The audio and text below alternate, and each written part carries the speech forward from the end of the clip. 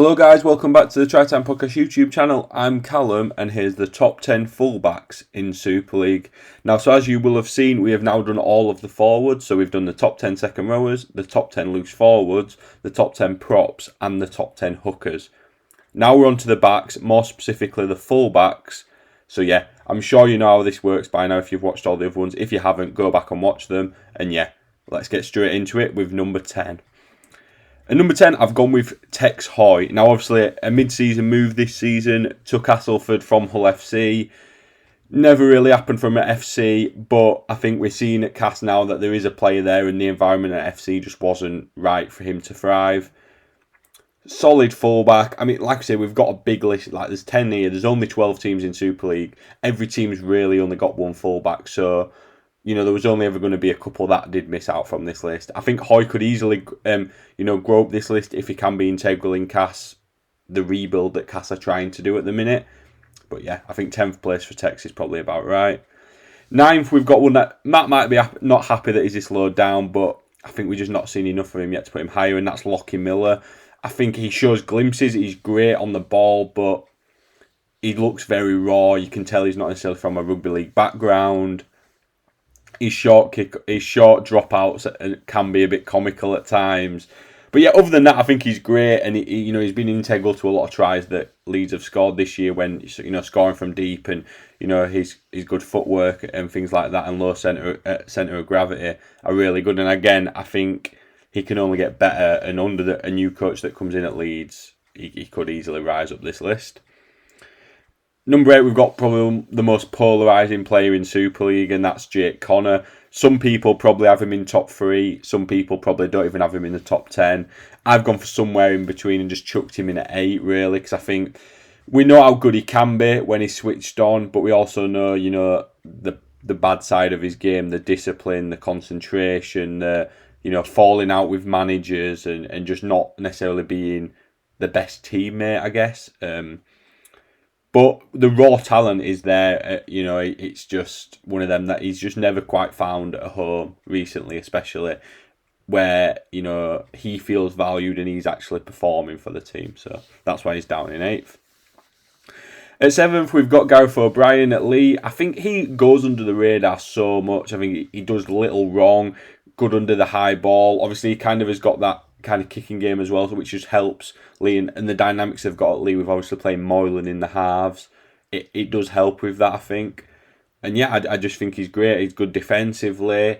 He just does the job. Don't get me wrong, I don't think I can see a world where he breaks into this sort of top 4 or 5 of this list, but I definitely think he's, a solid Super League fullback. And now number 6, we've got a player who started the season on the wing, and it's Niall Evalds. Obviously, KR had Petter Hiku at fullback at the start of the season, just didn't work. Now they've sort of seen the light, and Evalds is playing out back there. And yeah, it works. Obviously, he's played there before in his career, and he's also played on the wing, but he's going to be in the fullbacks, not in the winger video. I think he's great now, Evalds. Obviously, he's got that pace. Again, good under the high ball, good defence, doesn't do much wrong. Don't get me wrong, I think if KR want to take themselves to the next level, they need more of a specialist fullback who can maybe link play better than Evalds does. But yeah, they're hard to come by, as you can see. I mean, the top 5 on this list, which are to come, are all them sort of players, but not everyone can have them. So at 5th, we've got a player who I can easily see being top 3 in a couple of years, and that's Arthur Morg. I think he stepped into Tompkins' shoes perfectly. He already kind of, that torch was passed whilst Tompkins was still there, really.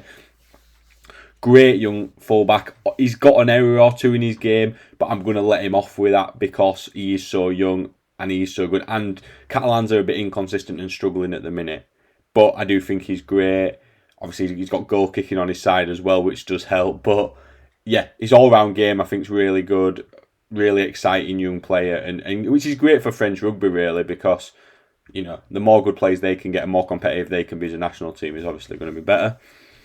Now, top 4, the 4th player, I don't think many people will have him in the top 4, but I just really like him, and that's Ryan Briley.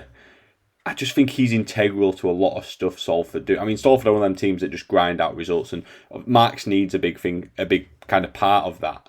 But Briley as well is such a leader within that team. You know, again, he doesn't do much wrong. I think he links the attack so well with what they try and do. You know, they lose players like a Brodie Croft, and he's still there, and they're still good. And it's players like Briley that are the reason for that, really. I just think he's great. Obviously, he's worked under Rowley before down at Lee in the Championship. It all just works, and I think Rowley gets the best out of Briley, basically. Now top three, and I don't think these will become as much of a surprise. Number three, we've got Matt Duffy. Now, I know Matt Duffy has got the mistake in him, and he's got that loss of concentration, and recently there were the try he conceded against Salford where he were looking the wrong way and stuff, and it's a whole thing. But I do think he's a little bit of pace, and he's sort of the way he is as a fullback really benefits Warrington and helps a lot of the stuff they do. He's great attacking fullback. Don't get me wrong, his defence can be questionable, but I think he makes up for it enough in attack. Links the attack with what they're trying to do so well, and he just fits in this team. I mean, he's one of the overseas signings that Warrington have made recently that's actually worked. We know in the past they've had a lot that hasn't. Matt Duffy definitely has worked. Now, the most obvious top two in history, it's just which order do you have them in? I've gone for Jai Field at 2, and I feel bad about it, but these two are literally on par for different reasons for me. But yeah, Jai Field at 2. Everyone knows how good this guy is. I mean, he's electric pace. He just doesn't do much wrong. Again, integral to everything Wigan do. And Wigan have got obviously the best team in the competition, and they currently hold every trophy that they can. He's a big part in that, obviously. But yeah, he's just electric pace. He's one of them players who's come up from NRL that you think, how is he not still in the NRL? You know, because he's not like age-wise, he's past it or anything. He's in his prime, and we're so lucky to have him in Super League in his prime. Whether you're a Wigan fan or not, I think he's absolutely great. And another player who's number one, who we are lucky to have, is of course Jack Wellesby.